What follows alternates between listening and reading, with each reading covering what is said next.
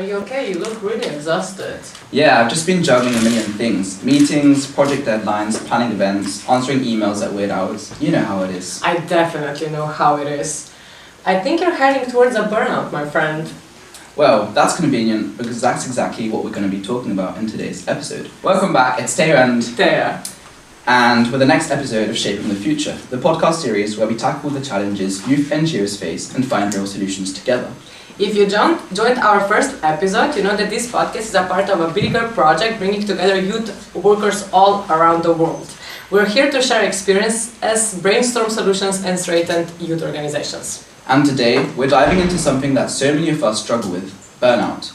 It's a word we hear all the time, but what does it really mean? Burnout is actually more than a feeling. Tired, it's emotional, mental and physical exhaustion caused by prolonged stress. And in a world of youth work and NGOs, it's a way too common. We do this work because we care, but sometimes that passion comes at a cost. The long hours, the emotional labour, the feeling that there's always more to do, it adds up. So in this episode, we'll explore the causes and effects of burnout, how to prevent it, and real solutions that can help us take care of ourselves while taking care of our organizations. So let's get into it. What's really behind burnout, and how can we stop it before it stops us? If we talk about burnout and how it affects our youth organizations, we also need to talk about the condition of our societies. The fact that we all live in a capitalist society, what we experience is shrinking civil spaces, and generally we experience a lot of stress and many things are loaded on us as individuals, and this is actually something that we want to tackle at the youth organizations, because we have the feeling we need to work together to come together, and only as a team and as a group we can really do good things. But what we experience is a lot of pressure on us and our organizations.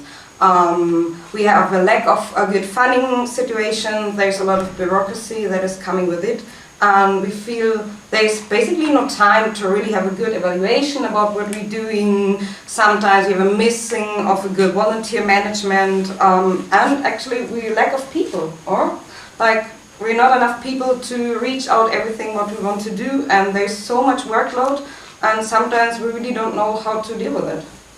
Yeah, and the social injustices of the world can be really overwhelming for youth and youth organizations, and it's difficult to tackle everything at the same time. So this is why one thing that we think is important is clear goal setting, because when there are a lot of tasks and at the same time and not too much resources, like we talked about people, we talked a lot about funding and funding structures, we have to set priorities. And what is missing often is like a clear division of labor and like lack of management and also lack of communication, because there is lack of spaces to go in this real reflection time, because yet again there's not enough resources. And yeah, we talked, and it's easy to give recommendations, but it's hard to admit honestly within the organizations what the real issues are, and this brings hurdles, but this is so important. And there are many things that can lead to frustration. Such as missing onboarding, handover, like missing knowledge management. And this can have huge effects of no joy, of no energy, of loss of volunteers. And this makes it even harder for the remaining people. So we have to fight the shrinking civil spaces. We have to combat also the singularization, that we feel alone, and to have a collective approach, to have fun coming together and to appreciate each other's work. So yeah, that we can come together and work towards a collective goal. We already know what are the causes and the effects of burnout, but now we should know how to prevent it. So I'm gonna give 4 points to prevent it. The first one is promote work-life balance. We need to understand that people working in NGOs, they usually work a lot in different events to promote workshops. But they also have another life with their families, and they want to do some activities outdoors, their hobbies. So we need to promote that. So if they have 8 hours working at the office, they need their own hours to do whatever they want. So let's promote the work-life balance. The second, provide emotional and mental health support. We really need to offer them these services, because it's important to tell anyone how we feel, how we are dealing with some works with some workshops. We can count on our friends, we can count on some specialists like psychologists, or we can count on our team or personal friends. The third one, recognize and reward contributions.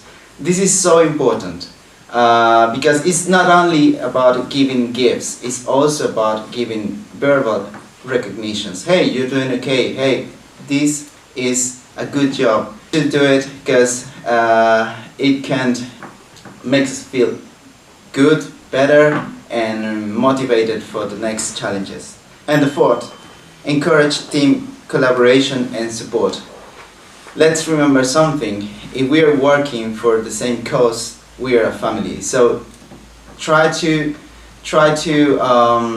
do your best to support your team, your co-worker. That's so important. Try to support your volunteers also, because they are working in different projects, so they need to know that they are not alone. So if you follow these 4 points, you will prevent burnout in your NGOs. So now that you have spoken at length about the causes of burnout, we've spoken at length about the effects and the prevention. Suppose you find yourself as one of the victims of being a burnout. So what do you do? What are the solutions? And so maybe let me try and help you and share with you 4 basic, simple solutions that you can employ, and they'll help you. Step number 1, find the source and identify the challenge. The first step is to acknowledge reality and think possibility. Acknowledge that you are going through a burnout. Secondly, I would encourage you to find someone to talk to. Like they always say, a problem shared is a problem halved. Find someone to talk to, a friend, a work colleague, or even a therapist. Thirdly, I would encourage you to prioritize self-care. This is very passionate, and I'm passionate about this. Prioritize self-care. This is happening to you. Find your time, do something that makes you happy. So I'll also give my friend to share with you what he thinks could be other possible solutions to some of these challenges. Ya. Les comentaré unas 3 también soluciones. Primero, entender que nos podemos equivocar, y eso es importante entenderlo así. Puedes preguntarles nomás acerca de esto a tus abuelos y te podrán explicar. O bien recuerda cuando eras muy pequeño o pequeña y empezaste a caminar, caída tras caída, hasta que lograste caminar hoy en día. Entonces es importante entender aquello. Lo segundo es poder verse uno mismo hacia adentro y decir, ¿qué me gusta? Bailar, comer, leer.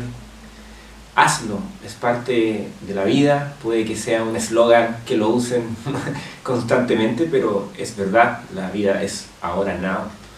Y por tercero, los límites, que se pueden considerar a veces un conflicto, pero realmente no. Realmente la vida sin duda tiene reglas, tiene normas, y en el trabajo y en el voluntariado igual. Tú puedes conversar, y es necesario conversar, que hay límites para las tareas. Hay incluso conocimientos, porque a veces uno se puede meter en aprietos cuando quiere hacer algo más o te presionan a hacer algo más, y eso sin duda te puede afectar. En cuanto a lo que puedo comentarles, y bien. In our work as a youth movement and the youth organizations, in our daily work with youth participants, it's understood that we will face many mistakes and a lot of pressure.